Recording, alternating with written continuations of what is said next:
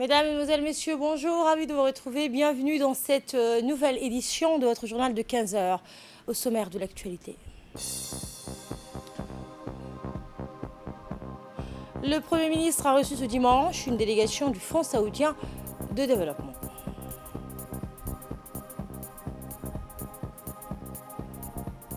Et en RDC, les autorités annoncent l'évacuation suite à l'éruption du volcan Iragongo.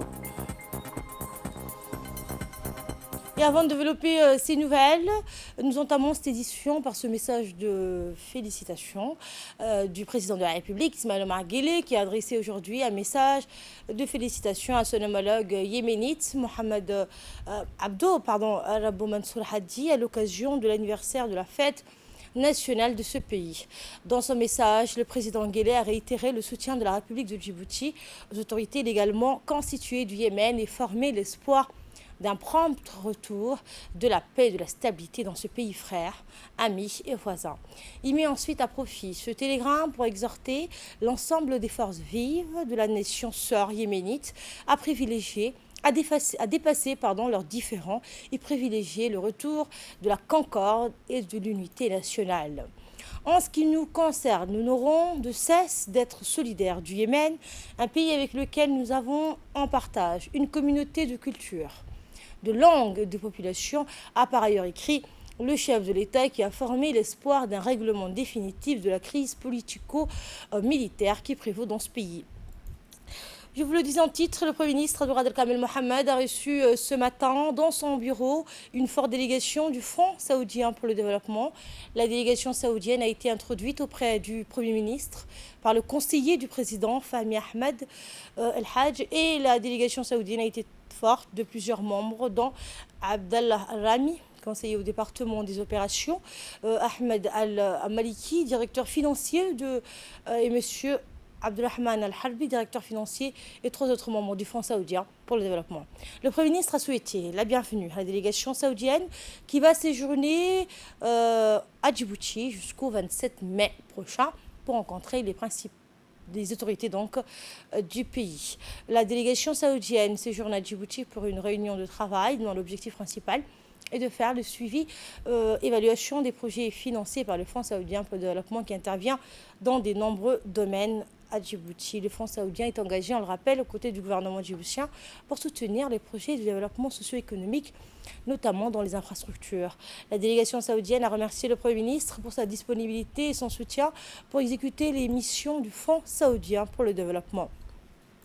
Et la réunion s'est déroulée en présence du secrétaire général de la primature, Neguib Abdallah Mohamed Kamel, et des collaborateurs du Premier ministre. Autre nouvelle, le ministre de l'Éducation nationale, de la formation professionnelle, Mustafa Mohamed Mahmoud, a reçu aujourd'hui une délégation américaine composée de la fondation Shield de bienfaisance fondée par des superstars de football américain, en l'occurrence Demario Davis et Josh Norman, ainsi que le patron de la société de construction Vantem. La rencontre s'est déroulée en présence de nombreux hauts responsables du ministère de l'Éducation nationale.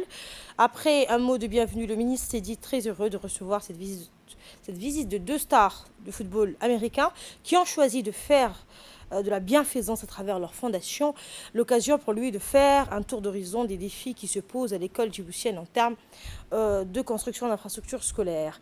Le ministre et la délégation américaine ont eu des échanges sur les voies et moyens de construire à Djibouti des écoles et des logements pour enseignants à des coûts réduits et dans des délais de construction très courts. Puis il a suivi avec beaucoup d'intérêt les présentations sur la fondation des superstars de football américains. L'assistance a suivi une présentation sur un projet de ville intelligente développé par un cabinet d'architectes avant de prendre connaissance des offres de la société de construction Vantem, qui construit des infrastructures solides et fiables à des coûts réduits et à moindre coût. Des échanges très prometteurs qui ont ouvert la voie à des prises de rendez-vous pour affiner la volonté de partenariat qui devrait aboutir sur un projet concret dans les meilleurs délais. Et cette visite du ministre de la Communication au Kenya, une délégation conduite par Redouane Abdoulaye Bahdan, ministre djiboutien de la Communication, chargé des postes et des télécommunications, s'est rendu à Nairobi du 19 au 23 mai pour participer à une réunion bilatérale avec le ministère des TIC et Innovation du Kenya. La réunion bilatérale était co-présidée avec son homologue Joseph Mucheru, ministre des TIC, de l'Innovation et de la Jeunesse du Kenya. Plusieurs opérations et institutions ont participé à cette réunion du côté kényan. Les discussions ont porté sur les modalités d'investissement et d'acquisition de la capacité et de la bande passant Internet par le Kenya sur le câble DER. Ce projet de câble donc, a été initié, développé et implémenté par Djibouti Telecom et connecte Djibouti, la Somalie et le Kenya. Le ministre a expliqué que ce câble va permettre de renforcer la connectivité régionale. L'un des objectifs majeurs de ce câble sera de renforcer l'intégration régionale et de répondre aux besoins de connectivité dans la région dans le cadre de l'initiative Smart Africa. Le Kenya a accueilli cette initiative positivement et va préparer les ressources nécessaires pour investir dans ce projet rapidement. Autre actualité, une cérémonie de signature de convention pour le jumelage de la ville de Djibouti et la ville d'Oufa, qui est la capitale de la Bashkirie, dans la Fédération de Russie, a eu lieu ce matin à Djibouti Palace Kepensky entre la maire de Djibouti-Ville, Fatouma Awala Ousmane, et le chef d'administration de la ville d'Oufa, M. Sergueï. Objectif, faire le jumelage entre deux villes, à savoir Djibouti et Oufa de la Russie, qui ont en commun la culture et la religion. Image que vous aurez dans nos prochaines éditions.